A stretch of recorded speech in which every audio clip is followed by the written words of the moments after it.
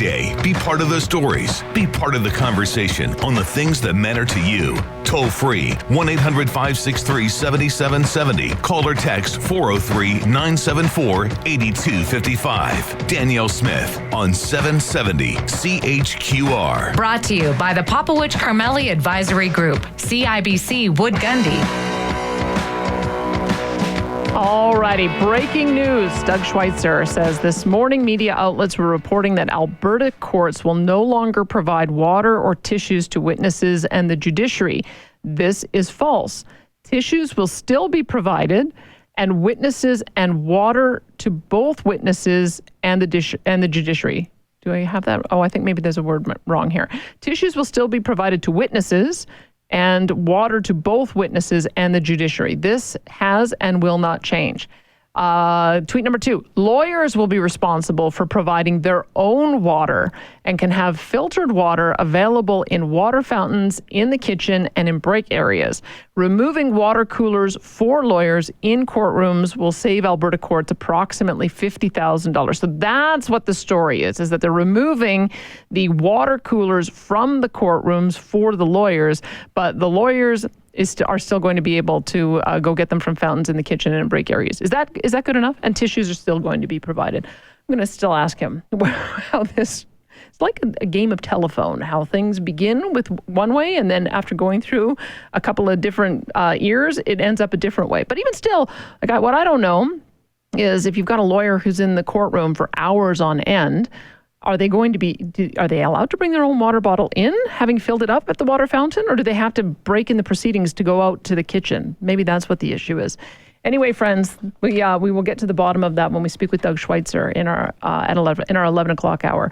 But as I mentioned, we've got a number of elected representatives who have joined us today. Grant Hunter has joined us in studio. He's Associate Minister of Red Tape Reduction, and they just are happy to announce finally that they got an improvement in the score from Canadian Federation of Independent Business. I don't know if the minister knows. I used to be responsible for giving the Alberta government an F or a D on their red tape reduction efforts because there seemed to be so little interest in reducing red tape. And now you've gone from an F to a B minus in 7 short months. So congratulations to you, Minister. Yeah, no, it's exciting. What is it that you think, why did you get that score? Tell us why the CFI, well, I'll be speaking with the CFIB on Friday, but sure. Give an idea when you gave the press conference yesterday, what are the things they're commending you for? Well, first of all, they wanted to know that we were doing something. And it really hasn't been a coordinated effort by government for at least a couple of decades to be able to reduce regulatory burden. But we recognize, and I think the Premier has been very specific. I don't think there's a speech that he gives without talking about red tape reduction and the importance of it. So we recognize that in order for us to be able to get Albertans back to work, jumpstart our economy, we need to be able to get serious about that issue. So I remember one of the things CFIB always asked for was they wanted you to quantify the overall burden and then set an aggressive target for a reduction. Have you done those? So this is why we got a B minus versus an A, because we haven't actually finished the count. In other jurisdictions, when they went to count, to get a base count, as they call it, for regulatory burden, it takes over a year to be able to get that done. So we're at 8 months. We're going to be finishing that at the end of February, just so you know. And had we been able to finish that prior to, I think we probably would have got an A. Okay, so we'll know at the end of February. I'll be talking to you about that then. Yes. I suppose it's probably premature for me to ask how you're going to approach the reduction, because in British Columbia, when they did their count, they came up with a rule that if you wanted to bring in a new regulatory requirement, you had to reduce 5. Yeah. And then they changed it to being 1 in, 2 out. Now I think they're 1 for 1. I don't know if they've maintained that policy, but do you have some sense if you're going to go in that direction? Yeah, absolutely. So once we actually do reduce regulatory burden by at least 1/3, then we're going to move to that 1 in, 1 out rule. So we don't actually add to the regulatory burden. So the Premier has been very specific. He said, look, we're going to reduce regulatory burden within the first 4 years by at least 1/3. But he added something else to it, which I think is a key component. And that is that he said, we want to be the freest and fastest moving economy in North America. You can reduce regulatory burden, you can check off the boxes, but you may not actually help jumpstart the economy and get Albertans back to work. And so he said, you have to do both. And so it's a tall order because some jurisdictions, I'll give you an example, BC in a 10-year period, they reduced regulatory burden by 49%. And started with Gordon Campbell, if you remember correctly. But they still are the second highest regulatory or regulated compliance costs in Canada for jurisdictions. And Alberta's the third highest. So when you have a high compliance cost jurisdiction, businesses take a look at that and they say, well, you know what? It's going to cost us money to be able to jump through all those hoops, so we're not going to come in. Can you talk a bit about that? Because I think for those who of us who aren't business owners, it's sort of hard to imagine what some of the barriers might be. What is it that when you're talking about regulatory cost or regulatory burden, what is the experience of a business owner? What are the kind of things that stand in their way of wanting to do business here? Sure, good question. So just to do a step back for a second, in any strong economy, two out of every three new jobs comes from small businesses.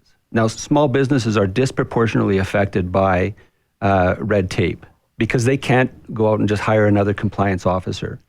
And so what we've realized is that we have to help those small businesses. If we say we want to get Albertans back to work, we have still some of the highest unemployment rates in Canada.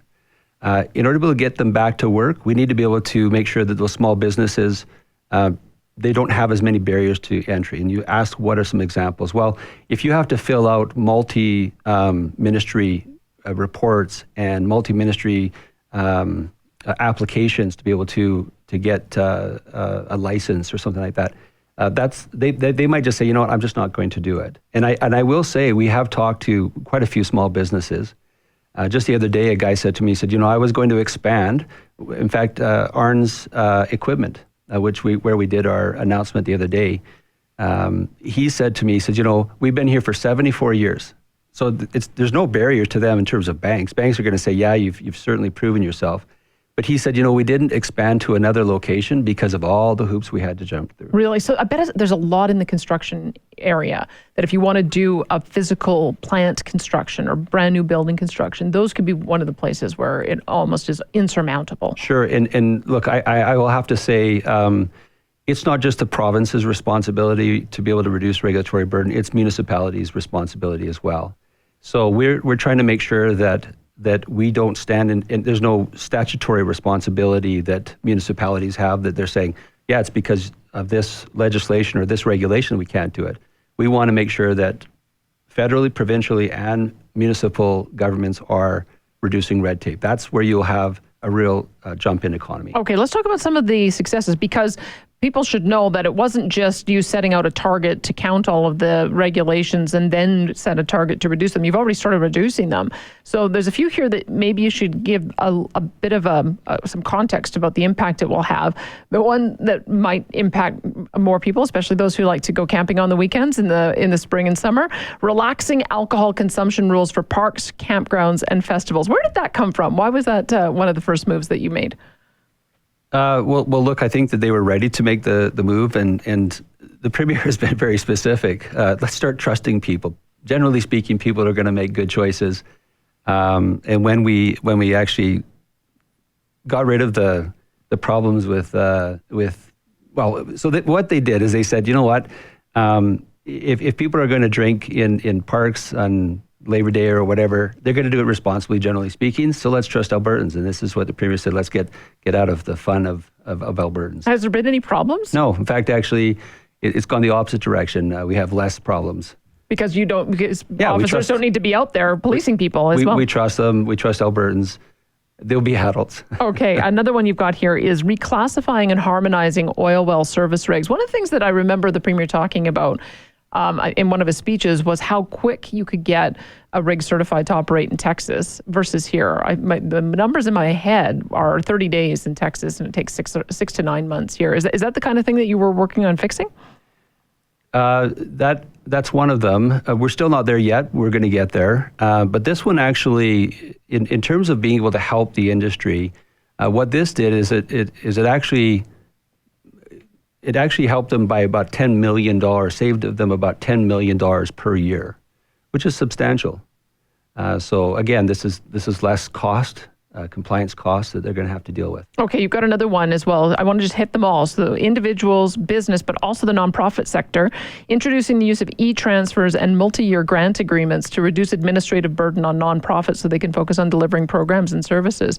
So has that been rolled out, or is that just aspirational? So we haven't finished completely everything we want to do there. We've got a bill coming up this next session that's going to even make it better for our not-for-profits and charities. But yes, this part is done. So the multi-year agreements, the e-transfers, all of that stuff. I mean, who uses a fax anymore? It just doesn't happen. So we're going to bring our government into the 21st century and start acting like a 21st century government should. Okay, and to that end, you said that CFIB issued you a challenge today and you accepted. What is it? So they've challenged us to digitize processes. Again, we don't want to have to still send things in by fax. And we were the first government to say, absolutely, we're right on it. I thought we'd be behind. Are you saying that other governments haven't digitized processes either? No, we're the first to take up the challenge. Oh, I see. So other governments are actually doing it or are starting to work on it. I will say that we've started already. Nate Glubish, the Minister of Service Alberta, he has done a phenomenal job. He recognizes that this is the way to be able to give us a competitive advantage. And so what will it mean for me as a consumer or as a taxpayer? What should I be? Because I have to tell you, I have been waiting for probably 20 years for an e-health record, which I keep getting told, it's just around the corner. It's going to be so great. It's going to be awesome. Ever since I got on the air, I've been having people who work in the department telling me it's almost there, and it's never there. So it seems like we get started on these processes and then they never materialize. Well, they are going to materialize with our government. We're committed to that. We have actually already digitized pink slips. So we did a pink slip digitization. So you can take a picture and you can show that. So that's legal now in Alberta. I remember some of the naysayers saying, well, this isn't red tape or this is not important. Well, I have to say that there was a lot of excitement. The industry had been asking for, I think, 7 years to be able to get it done. And so when we received that submission, we said, yeah, that's a common sense submission and we'll get it done. So we got it done. We've had over 4,500 submissions to our website. And we're going to work hard to get all those taken care of. Okay, I've already heard from your deputy minister that the one I put on the table for you can't be done. This was, I told you how frustrating it is because I submit my WCB premiums. I submit them electronically. I have a program that does it.